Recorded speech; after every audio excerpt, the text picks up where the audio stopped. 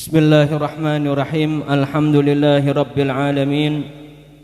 Wassalatu wassalamu ala asrafil anbiya'i wal mursalin wa ala alihi wa sahbihi ajma'in. Ashhadu an la ilaha illallah wahdahu la syarika lah wa ashhadu anna Muhammadan abduhu wa rasuluh.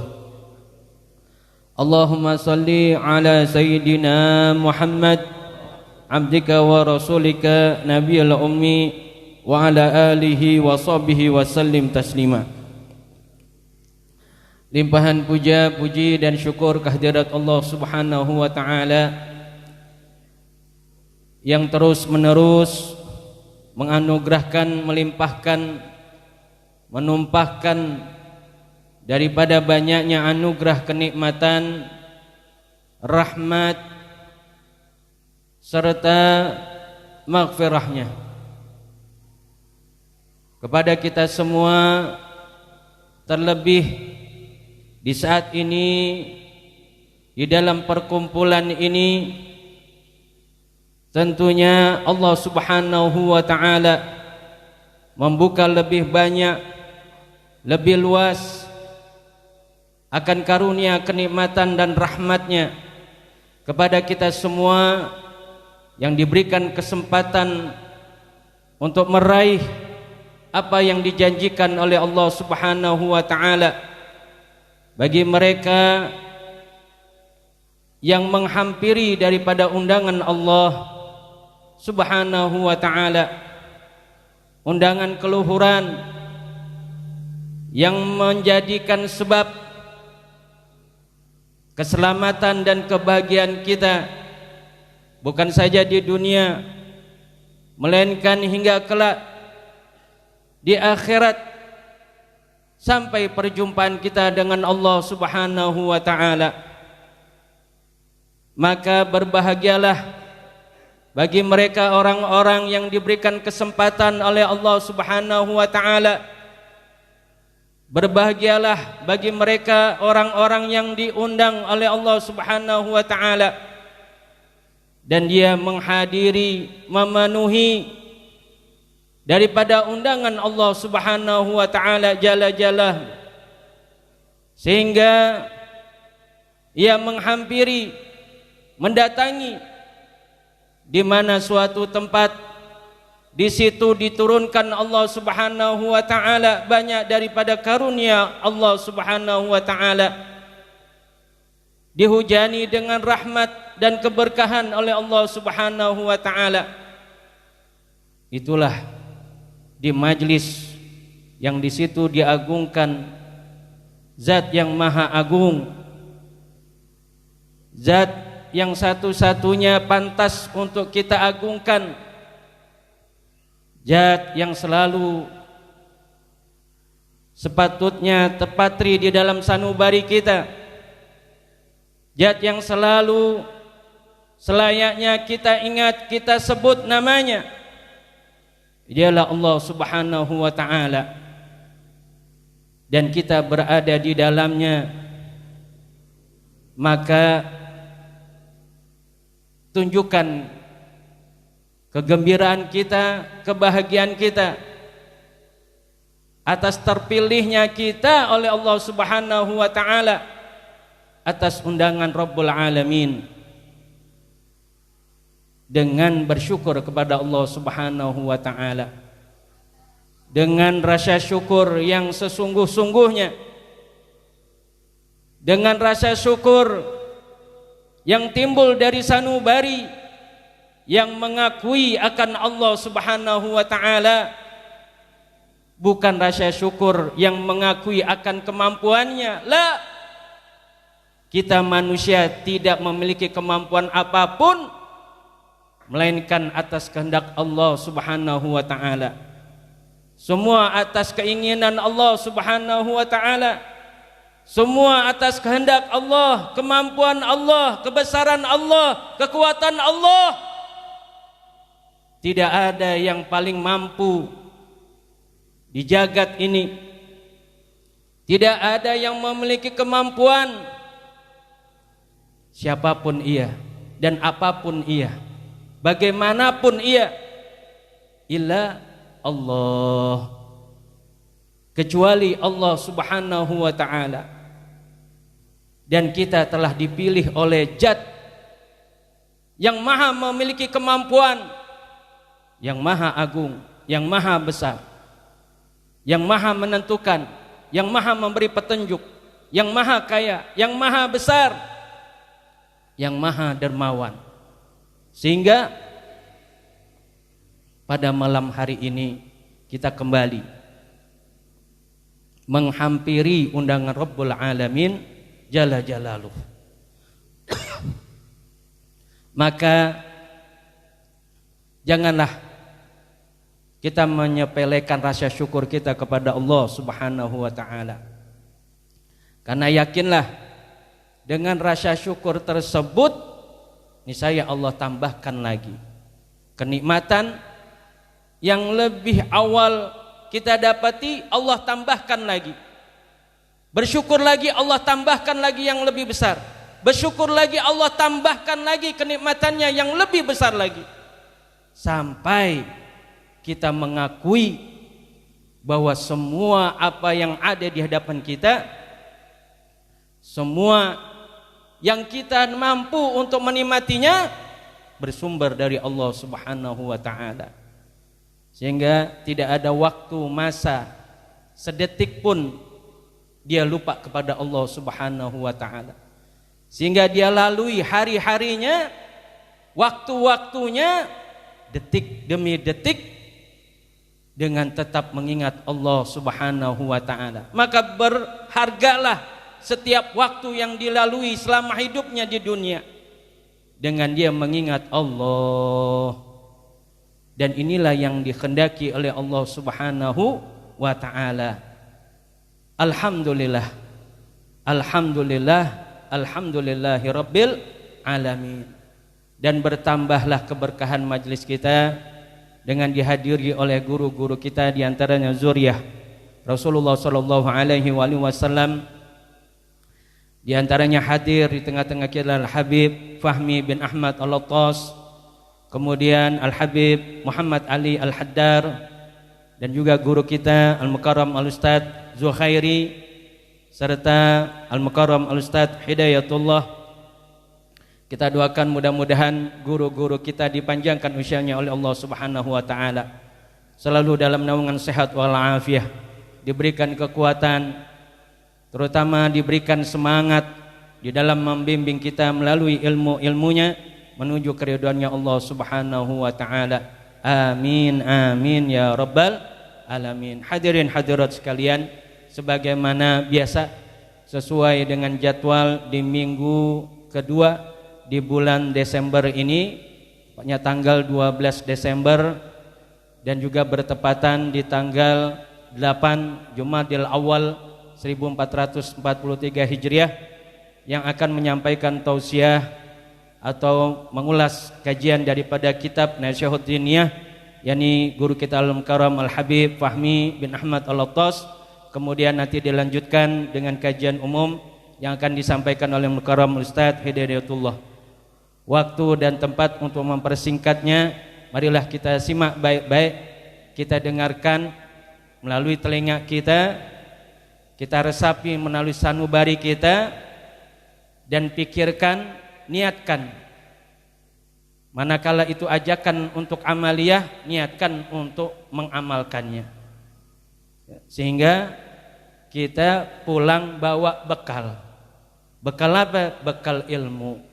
Ilmu yang tentunya bermanfaat bagi kita, yang kita bisa amalkan di dunia, sehingga hasilnya kita panen nanti di akhirat, menduduki daripada derajat yang dekat di sisi Allah, dekat di sisinya Rasulullah sallallahu alaihi wasallam. Oleh karenanya, mari kita persilakan Al-Mukarram Al-Habib Fahmi Al-Attas, kemudian nanti dilanjutkan langsung oleh Mukarram Ustadz Hidayatullah. Kepadanya ya tafadhal masykura. Sallallahu Muhammad.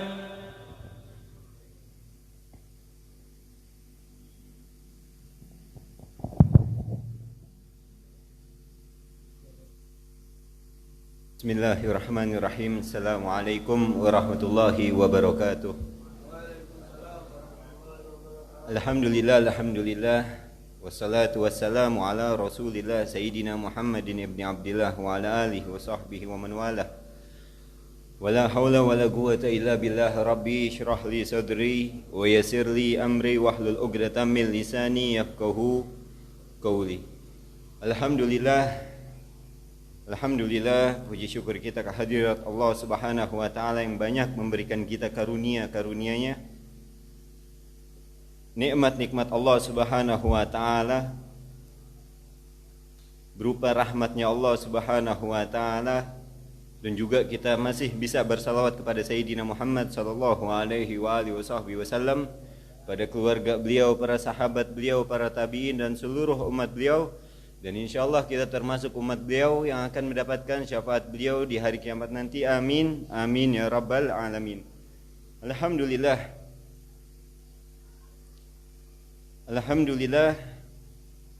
Dan juga Allah tambah keberkahan untuk diri kita dengan hadirnya guru-guru kita, wabil khusus khadimul majlis Fadilatul Ustaz Kiai Haji Muhammad Syukran Ma'mun, nafa'anallah bih wa bi ulumi fid dharain. Mudah-mudahan Allah Subhanahu wa taala sehatkan jasad beliau, Allah mudahkan segala urusan beliau, Allah panjangkan umur beliau, Allah istiqomahkan beliau dalam menuntun kita pada jalannya Allah wa tariqahnya Sayyidina Muhammad sallallahu alaihi wasallam. Dan juga akhina fillah Sayyid Muhammad Ali bin Ali Al-Haddar, mudah-mudahan Allah Subhanahu wa taala berikan beliau sehat wal afiah, panjang umur. Dan juga pada Al-Muhtaramul Mukarram Al-Ustaz Hidayatullah wal Ustaz Zuhairi, mudah-mudahan Allah Subhanahu wa taala sehatkan jasad-jasad mereka dan Allah panjangkan umur mereka dalam keadaan sehat wal afiah. Amin, amin ya rabbal alamin. Hadirin hadirat yang dimuliakan Allah Subhanahu wa taala. Alhamdulillah, kajian kita ini kemarin kita udah nyampe tentang bab nikah, benar ya? Fadlun nikah. Yang mana kalau misalkan kita ngomongin tentang nikah, ada satu hadis Nabi Muhammad sallallahu alaihi wasallam yang kita udah hafal banget. Benar gak? An-nikahu sunnati. Ya. Benar? Nikah itu adalah sunnahku. Faman ragiba an sunnati falaysa minni. Dan barang siapa orang yang menolak daripada sunnahku, dia bukan daripada golonganku, kata Nabi Muhammad sallallahu alaihi wasallam. Ya. Hadirin hadirat yang dimuliakan Allah Subhanahu wa taala. Kita kemarin udah nyampe daripada kalimat waqala Ibnu Abbas radhiyallahu anhu qala la yamna'u minan nikah illa ajzun aw fajur. Ini Ibnu Abbas. Siapa itu Ibnu Abbas? Siapa? Pamannya Rasulullah apa sepupunya Rasulullah? Sayyidina Abbas pamannya Nabi Muhammad. Ibnu Abbas anaknya Abbas, berarti sepupu. Ya. Ya heran antum ngaji pada insyaallah pada jauh-jauh. Ibnu Abbas la ta'rifun. Ya, Ibnu Abbas kita nggak tahu. Nah, ala kulli hal Ibnu Abbas beliau pernah berkata la yamna'u minan nikah. Nggak ada yang bisa menahan seseorang daripada berbuat nikah kecuali ajzun au fajur. Kecuali orang yang lemah atau orang yang hatinya ini keras. Ya. Nggak ada yang bisa membuat seseorang itu menahan pernikahan kecuali orangnya lemah atau orangnya mempunyai hatinya keras. Dan kalau misalkan kita boleh ngeluarin unek-unek kita ya jamaah, ya, kok Nabi bilang an-nikahu sunnati, nikah itu adalah sunnahku, kata Nabi Muhammad. Bukankah hal yang sunnah itu hal yang diridhoi nama Allah, benar kan? Tapi kenapa kalau kita ini udah nikah, hidup kita malah makin down, malah makin ke bawah? Ada kita yang ngerasain kayak begitu? Ada. Kenapa itu begitu? Apa Allah Subhanahu wa taala ngomongnya bohong sama kita? Allah, innallaha la yukhliful mi'ad. Allah tuh enggak bakalan pernah yang namanya ngingkarin janji. Ya, walaupun ini ucapannya Allah diucapin lewat lisannya Nabi Muhammad sallallahu alaihi wasallam. Ini pernikahan kan sebuah sunnah Nabi Muhammad. Dan bukankah sunnah itu adalah hal yang diridhoi nama Allah? Tapi kenapa ada sebagian daripada kita ini nikah, kayaknya kok kita ngelihat rumah tangga kita ini kayak nggak diridhoi nama Allah. Benar? Ada kita yang ngalamin kayak begitu? Banyak mungkin di luar sana. Nikah yang kayak bagaimana yang diridhoi nama Allah Subhanahu wa taala? Nikah yang bagaimana yang dalam masuk daripada teks an-nikahu sunnati? Nikah yang bagaimana? Hah? Nikah yang gimana? Nikah yang di dalamnya itu tajri fiha sunnatu Nabi Muhammadin sallallahu alaihi wasallam. Yang di dalamnya itu mengalir daripada apa? Syariatnya Allah yang mengalir di dalamnya apa? Sunnah Nabi Muhammad sallallahu alaihi wasallam. Mungkin ada sebagian daripada kita, anak-anak majelis nih khususnya rejal-rejalnya ini nikah sama orang lain di luar majelis. Selepas dia nikah, dia bilang, ini istrinya ini, bang, abang bukannya malah, abang kok kelihatannya ngaji mulu, tapi kok hidup kita malah begini-begini aja ya bang? Kok hidup kita malah ngedon aja ya bang? Hah? Ini kadang perempuan satu majelis pun yang kita nikahin dia bilang begini, kok pernikahan gini ya? Dibilang kok sunnah tapi kok malah bikin kita menderita. Ada keluh kesah seorang istri, pasti ada. Jangan pakai nutup-nutupin. Nah, pernikahan yang kayak bagaimana yang modelnya itu? Yang dalam teksnya Nabi Muhammad, an-nikahu sunnati. Nikah itu adalah sunnahku. Yang dalamnya itu didirikan syariat-syariatnya Allah, yang di dalamnya itu pun didirikan apa? Sunnah-sunnahnya Nabi Muhammad sallallahu alaihi wasallam.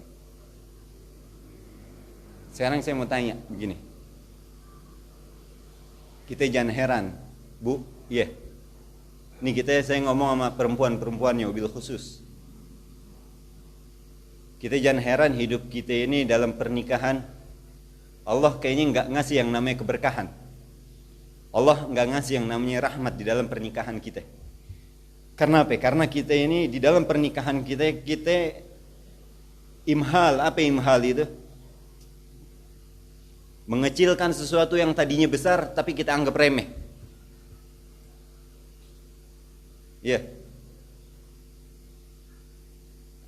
Sunnah Nabi Muhammad sallallahu alaihi wasallam itu adalah apa? Hal yang penting di dalam rumah tangga kita. Sekarang saya mau tanya, jangan jauh-jauh.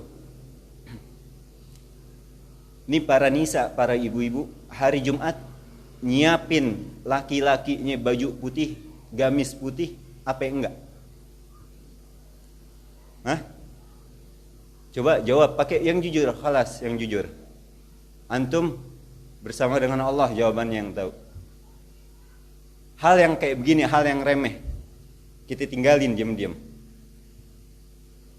Khalas deh abang, biarin aja dia pakai koko mana. Padahal Nabi Muhammad itu kita tahu, Nabi Muhammad kita ngomongin kalau Nabi Muhammad ini afwanuna, mulut-mulut kita ini penuh banget ngomong tentang mahabbah sama beliau. Benar? Tapi kita tahu pakaian yang paling dicintai sama Nabi Muhammad itu apa? Wa kana habbul libasi li Rasulillahi sallallahu alaihi wasallam al-qamis. Itu ada di dalam kitab Wasailul Usul, ada di dalam kitab Asy-Syifa, ada di dalam kitab Asyama'il Muhammadiyah. Semuanya sepakat bahwa apa? Baju yang paling dicintai sama Nabi Muhammad itu gamis. Nah, sekarang begini, hari Jumat ada ibu. Nih kita ini istri-istri nyiapin, kita serikain suami kita baju gamis putih. Apa kita mikirnya, udah deh biarin aja abang pakai baju koko yang mana kayak.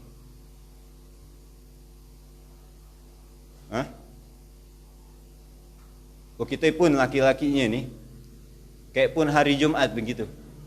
Khalas kita asal sembarangan, atau walaupun kita kerja. Kita banyak banget ngeliat orang nih sholat di hadapannya Allah Subhanahu wa taala hari Jumat. Kita lagi takbir, depan kita ngeliat baju apa tengkorak lagi melet. Ada begini yang namanya ta'ziman, ada yang begini namanya kita penghormatan pada Allah, penghormatan kepada Nabi Muhammad. Hah? Gimana Allah mau ngenakin hidup kita? Gimana Allah mau ngeridoin hidup kita? Gimana Nabi Muhammad mau nuntun hidup-hidup kita? Iya. Gak usah yang jauh-jauh lagi. Laki-laki, syuf. Sekarang kita kayak permasalahan hidup kita ini seberapa pentingnya. Pengamatan kita, caringnya kita, apa care tuh? Apa? Pedulinya kita sama sunnah-sunnah Nabi Muhammad dalam rumah tangga kita. Seberapa pentingnya? Gak usah jauh-jauh. Sekarang nih saat ini kita lagi di tempat yang mulia, benar? Kita lagi di tempat yang khair. Kita gak usah jauh-jauh. Aneh mau tolong angkat tangan. Iya, angkat tangan yang bawa siwak di tempat yang baik kayak begini, angkat tangan. Ini bukannya aneh pengen maluin seseorang, bukan. Sebagai pembelajaran. Coba ada yang angkat tangan, dia bawa siwak. 1, 2. Yang bawa handphone 1 biji, angkat tangan. Bahkan bawa handphone 2. Yang bawa duit, angkat tangan. Hah? Yang bawa rokok, angkat tangan. Antum ya Allah ya Rob, kita ini bukannya antum, kita ini semua nih ya Allah. Pengen banget kita dikenal sama Nabi Muhammad, ya benar. Pengen banget kita dikenal nih sama Nabi Muhammad nih, nanti di akhirat kita pengen digandeng sama Nabi Muhammad. Tapi di kehidupan kita ini ya Allah, hal yang dicintai sama Nabi Muhammad kita nggak mau tahu. Kita nggak mau tahu, kita nggak mau kita nggak mau buka mata kita tentang hal-hal yang dicintai sama Nabi Muhammad. Padahal siwak, siwak itu apa? Kata Nabi Muhammad, as-siwak mardatun lirabb. Siwak itu menurunkan ridhonya Allah. Wa maskhatatun lisyaitan. Dan apa? Menurunkan, bukan menurunkan. Dan membuat setan itu apa? Murka. Maka dari itu saya nggak pernah lihat, nggak pernah lihat orang yang sering siwak kesetanan, kesurupan. Dan jangan belagak ya hanu. Orang kalau ada yang kesurupan kita baca-bacain. Setan pun lebih pintar daripada bacaan kita. Kita baca Al-Fatihah, setan baca Yasin. Tahu kata ulama-ulama kita, kalau ada orang kayak kesurupan begitu, ente jijilin mulutnya itu pakai siwak. Karena setan itu benci sama siwak. Paham? Terus juga kita kayak ngelihat, kita sering banget beli siwak, taruh hilang. Benar nggak? Ditaruh lagi, hilang lagi. Kita taruh mana? Kita lupa lagi. Ya. Ada di Petamburan. Kita kalau kenal itu, mungkin kita pernah dengar namanya Habib Muhammad Aceh. Pernah dengar? Ya. Itu beliau ini saban harinya di kantongnya itu nggak pernah yang namanya ninggalin 3 siwak. Di satu kantong 3 siwak. Wa masyhur dan terkenal beliau ini seorang min ahli la ilaha illallah. Daripada apa? Daripada orang-orang yang baik, yang kayak begini nih. Pedulinya kita ini sama apa hal-hal yang sekecil-kecil kayak begini nih. Di urusan sampai keluarga kita, di urusan hal-hal yang lainnya kita pun. Sekarang begini, dalam rumah tangga, ya. Dalam rumah tangga. Ada pernah kita ngajak anak istri kita untuk bersolawatan satu malam. Kita ajak istri kita, Mah, Bun, apa lagi? Apa lagi, Beb? Kita solawatan yuk ini malam. Kita habis dapat rezeki daripada Allah. Kita solawatan yuk, kita berzikir pada Allah yuk. Ada gak? Keluarga kita nyenengin hatinya Nabi Muhammad aja sekali. Gak minta lebih sekali. Syuf. Ada gak? Hah? Apa misalnya habis gajian kita ingat Nabi Muhammad, kita ingat Allah, apa langsung gas yuk puncak? Hah? Bensin full. Bagaimana? Syuf, ada begini. Ada seseorang dulu pernah bertanya sama Nabi Muhammad sallallahu alaihi wasallam. Kita alhamdulillah tadi ini di majelis kita udah banyak bersalawat sama Nabi. Benar? Ya. Ada seseorang dulu pernah bertanya sama Nabi Muhammad, ya Rasulullah, kam yambagi li an usolli alaik. Berapa semestinya saya ini bersalawat padamu? Apa kata Rasulullah? Kata ini sahabat, awahidatan yauman, satu hari sekali satu salawat. Apa kata Rasulullah? In zitta fa khair, kalau ente nambah itu lebih baik. 10, ini kata sahabat, in zitta fa khair, kalau ente nambah ente lebih baik. Mi'ah, in zitta fa khair, kalau nambah pun lebih baik. Nyampe ini dia bilang 1000. Apa kata Rasulullah sallallahu alaihi wasallam? Siapa orang yang bersalawat sehari 1000 atas diriku, apa balasannya? Yughfar dzambuk wa yukfa hammuk. Apa kata Nabi? Orang yang bersalawat kepada diriku sehari 1000 minimal, dosa engkau akan diampuni. Itu kita udah dapat keuntungan akhirat. Ini yang pertama. Wa yukfa hammuk. Dan apa yang kedua? Kegelisahan kau akan dihilangkan daripada dirimu oleh Allah Subhanahu wa taala. Kenapa dosa kita yang diampuni sama Allah Subhanahu wa taala? Karena seseorang nanti kita ini semua di akhirat, enggak ada yang mencemaskan kita, enggak ada yang paling mencemaskan diri kita ini melebihi dosa kita. Kita nanti di akhirat kita pasti mikir, ya Allah dosa kita semana ya? Apa kita mantas ya masuk surga? Pasti kita bakalan masuk neraka. Itu dosa kita yang paling bikin kita cemas. Itu urusan akhirat, itu udah ditanggung sama Allah. Kalau kita bersalawat atas Nabi Muhammad 1000 sekali, 1000 saban hari minimal. Dan yang kedua apa? Yukfa hammuk. Kegelisahan kau akan dihilangkan sama Allah Subhanahu wa taala. Musibah seseorang manusia yang paling terbesar itu apa? Gelisah, atau dihilangkan apa? Ketenangan hatinya, dicabut ketenangan hatinya. Bukan yang namanya musibah terbesar seorang manusia itu apa? Kekasih kita meninggal. Apa lagi? Kita bangkrut, kita jatuh miskin, enggak? Kita kalau misalkan kita bangkrut, kita dulunya punya duit, kita bangkrut, kita enggak gelisah, kita hati kita tenang, enggak jadi masalah. Tapi kalau kita punya duit banyak, harta kita banyak, bini kita banyak, kendaraan kita banyak, hati kita gelisah, enak hidup? Wallahi syekh enggak enak. Ada jadi satu cerita tentang keluarga, ya, tentang keluarga. Ini dulu ada seorang soleh, dia bilang dia mampir ke rumah temannya, orang soleh juga orang temannya ini. Dia bilang, pinjemin aneh duit dong, dia bilang. Ini kisah nyata. Berapa duit yang antum mau pinjem? 200 dinar. Ya, 200 dinar kira-kira berapa itu sekarang? Gak usah pakai ngitung-ngitung, gak megang duit. 200 dinar dia bilang. Udah diserahin itu duit 200 dinar. Dia pengen pulang, ditahan lagi sama temennya ini yang minjemin duit. Ini kira-kira ente mau balikin berapa? 2 bulan lagi deh insyaallah kita balikin. Dia bilang gini, ya khair marhaba, 2 bulan lagi. Akhirnya orang yang minjem duit ini dengan 200 dinarnya dia bikin usaha, bangkrut, dia bikin proyek, bangkrut, nyampe ketemu 2 bulan.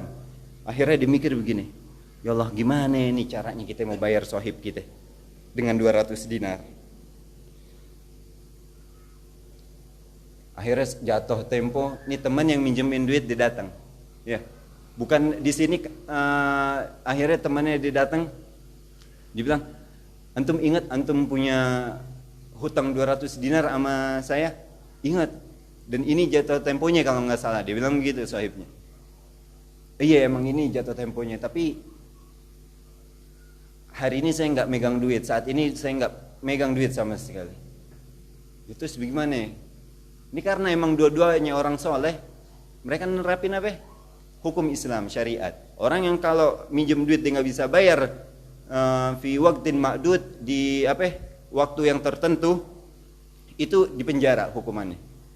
Tapi nggak goceng, seminggu goceng balikin, nggak bayar lu penjara, nggak.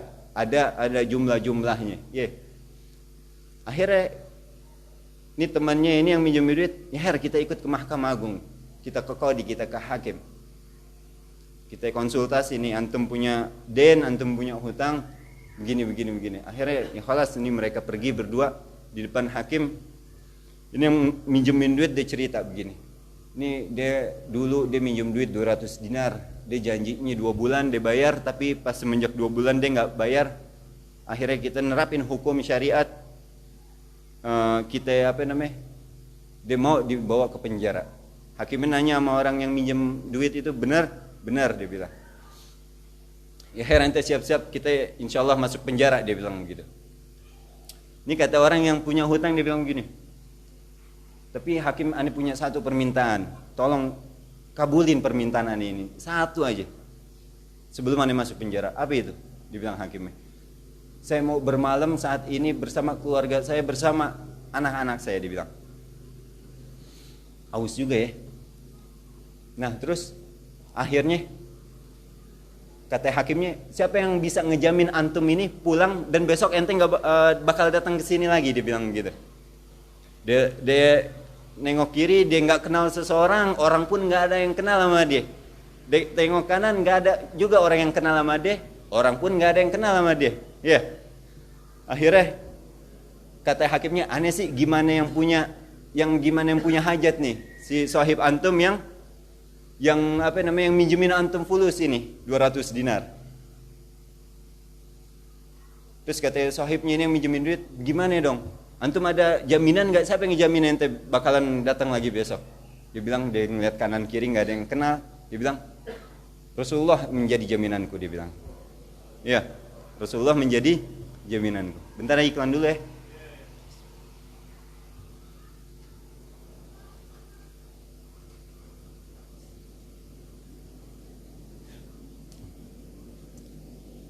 Akhirnya dia bilang, Rasulullah yang menjadi jaminanku.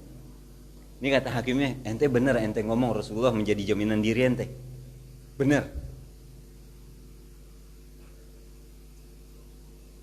Terus akhirnya ya khalas, bismillah dikasih, ente pulang nih malam ente pulang bermalam sama keluarga ente, sama istri ente. Besok jam segini ente masuk lagi ke sini. Besok baru kita mulai penjaranya. Wah, akhirnya dia pulang, dia ceritain sama istrinya, "Nih abang dari mana aja?" dibilang istrinya begitu. "Ini tadi ada kejadian begini, saya nggak bisa bayar hutang karena di ini." Bilang akhirnya alhamdulillah nih kita bisa pulang, diceritain semua. Ini kata istrinya begini, "Alhamdulillah bang, yaudah bang, ini malam kita nggak usah tidur. Kita sekeluarga kita sholawatan sama Nabi Muhammad karena dia udah apa mau namanya itu menjadi jaminan dirimu." Ya, kita bawa anak-anak kita sholawatan nih malam nyampe pagi.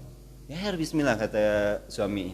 Akhirnya dia sholawatan nih, anaknya ketiduran. Akhirnya nyampe subuh pun bininya ketiduran. Nyampe lakinya pun ketiduran. Ya dia kayak bikin maulid gitu bersama keluarga kecilnya. Di dalam tidur itu wahada ajib. Ya dalam tidurnya itu nih suaminya dimimpi Nabi Muhammad sallallahu alaihi wasallam. Enak ya orang mimpi gitu doang, mimpi sama Nabi Muhammad. Kita doa-doa, ya Rob, ya Allah. Gak mimpi-mimpi. Ya. Akhirnya ini orang bermimpi Nabi Muhammad, dia ngucapin salam, "Assalamualaikum ya Rasulullah." Dijawab sama Rasulullah. Rasulullah nanya, "Ente bener tadi di Mahkamah Agung ente jadiin nama ane sebagai jaminan ente? Kenapa?" kata Nabi Muhammad. "Karena pada saat itu ya Rasulullah," apa jawabannya? Ini ajib jawabannya. "Karena pada saat itu ya Rasulullah, orang tidak ada yang mengenalku dan aku tidak mengenal seseorang kecuali engkau." Apa kata Rasulullah? "Ya besok ente bangun, ente datang ke rumah si fulan bin fulan. Ini orang karim, ini orang dermawan, orang kaya. Ente minta duit 200 dinar sebagai hutang ente buat ente bayar. Ini orang yang punya hutang dia mikir juga, dia jawab sama Rasulullah begini, ya Rasulullah tapi kayaknya orangnya nggak bakalan percaya, masa iya kita ujuk-ujuk datang, ujuk-ujuk datang ke orang minta 200 dinar, katanya hada min amri Rasulullah, nih disuruh Rasulullah nih, katanya orang juga nggak ada yang percaya begitu ya Rasulullah. Nah kalau kayak misalnya kayak masalah mimpi, mimpi nggak bisa dijadiin dalil. Yang namanya mimpi nggak bisa dijadiin dalil. Apa kata Nabi Muhammad? Seseorang yang menjadikan mimpinya sebagai kenyataan padahal dia nggak mimpi, itu disiksa di api neraka, nyampe dia bisa masukin gajah ke bolongan jarum. Bisa kira-kira ya ikhwan? Kalau ente nggak bisa masukin itu gajah, bakalan terus disiksa. Nah, yang namanya mimpi pun ini adalah sebetulnya mimpi kita sama Nabi Muhammad ini adalah rahasia. Boleh pegang omongan aneh. Ini sebagai kita nih orang awam, boleh pegang omongan. Karena begini, saat ente mimpi Nabi Muhammad, besoknya ente cerita sama orang, iris kupingannya, besok setahun 2 tahun ente nggak bakalan pernah mimpi lagi. Kenapa? Wahada sir bainak wa bainah. Ini adalah apa? Rahasia antara diri ente sama dirinya Rasulullah. Tapi kalau ente ngumbar rahasia ente sama orang lain, Rasulullah mau ngapain lagi ngomong sama ente nggak bisa dipercaya. Tapi beda sama guru-guru kita yang ada magamnya, ada yang khas. Emang Rasulullah maunya buat umat begini, guru kita nyampein yang kayak begini. Beda, ente guru baru mimpi Rasulullah sekali, wah aja bawaannya. Kayak guru lagunya. Nah, terus apa? Kata Rasulullah, yaudah biar dia percaya, ente bilang sama dia, ini seseorang amalannya, ente punya amalan rahasia sama Rasulullah sehari 1000 sholawat. Tapi Rasulullah ingetin ente, dia bilang begitu. Tapi Rasulullah ingetin, bilangin kata Rasulullah, semalam ente lupa ente ketiduran dan bilangan sholawat ente nggak nyampe 1000. Tapi alhamdulillah Rasulullah udah nganggapnya sempurna 1000. Wah, dia bangun, dia nyamperin itu orang.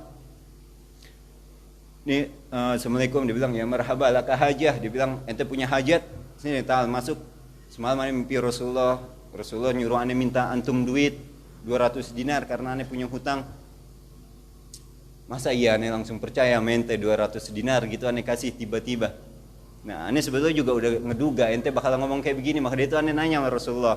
Nah Rasulullah bilang sama ane, ente punya amalan khususiyah, amalan rahasia antara ente sama Rasulullah, yakni 1000 sehari salawat. Wah, ini orang kayanya dia kaget, dia nangis. Dan Rasulullah mengingatkanmu lewat diriku. Semalam ente ketiduran ketika ente bersalawat, dan jumlah bilangan salawat ente nggak nyampe 1000. Tapi alhamdulillah Rasulullah ngitungnya 1000. Ini orang dia percaya, akhirnya dia masuk, dia kasih 200 dinar. Nih ente pulang, ente bayar hutang ente 200 dinar. Alhamdulillah dia terima kasih kepada Allah, dia langsung buru-buru ke rumah temennya ini yang dia punya hutang biar dia nggak jadi masuk penjara. Dia ketok, assalamualaikum, dia bilang dibukain pintu, nih ane mau bayar, khalas urusan kita sama penjara nggak usah ada lagi deh, ini kita mau bayar nih, dia bilang begitu. Ini temennya dia bilang apa, dia peluk, yang punya rumah yang ngutangin dia nih, dia meluk temannya ini yang minjem duit. Ya Allah, makasih berkat diri ente, ane semalam bermimpi Rasulullah, dia bilang. Dan Rasulullah mengucapkan kepadaku terima kasih yang menjadikan diriku ini, yang telah menerima diriku ini sebagai jaminan hidupnya. Dan Rasulullah menyuruhku untuk memberimu 200 dinar. Dia ambil dari rumahnya, dikasih. Sekarang dia dapat berapa? 400 dinar. Dia dapat 400 dinar. Dia 400 dinar, dia kembali ke Mahkamah Agung, dia bilang pengen ngadu sama hakimnya ane pengen bayar 200 dinar, urusan ane sama si fulan, khalas sudah selesai, nggak ada yang lagi namanya sijen, penjara, nggak ada lagi. Dia nyampe Mahkamah Agung, dibuka pintu Mahkamah Agung, ini hakimnya turun dari mejanya, dicium tangannya, dipeluk, ini seseorang yang punya hutang. Dia bilang, terima kasih, alhamdulillah ya akhi. Makasih, makasih. Berkat ente ani semalam bermimpi Rasulullah. Dan Rasulullah bilang pada diriku, terima kasih yang telah menjadikan diriku ini sebagai jaminan, yang telah mempercayai diriku ini sebagai jaminan terhadap keselamatan hidupnya. Dan Rasulullah menyuruhku untuk memberimu 200 dinar. Diambil di mejanya, kasih 200 dinar. Alhamdulillah sekarang dia dapat berapa? 600 dinar. Dia pulang bawa 600 dinar. Wahada apa? Kita kalau bersolawat, yang tadinya ini orang sebetulnya apa? Gelisah hidupnya. Tapi apa? Berkat solawat dia sama keluarganya. Ya, Allah hilangkan kegelisahannya dan Allah ganti dengan kenikmatan daripada Allah Subhanahu wa taala. Mudah-mudahan Allah benahin keluarga kita. Ya Allah, jadikan keluarga kita ini sakinah, mawaddah, warahmah, dan mudah-mudahan Allah beri kita semua keturunan saleh salehah yang di dalamnya ini cinta kepada Allah, cinta kepada Nabi Muhammad sallallahu alaihi wasallam. Wassalamualaikum warahmatullahi wabarakatuh.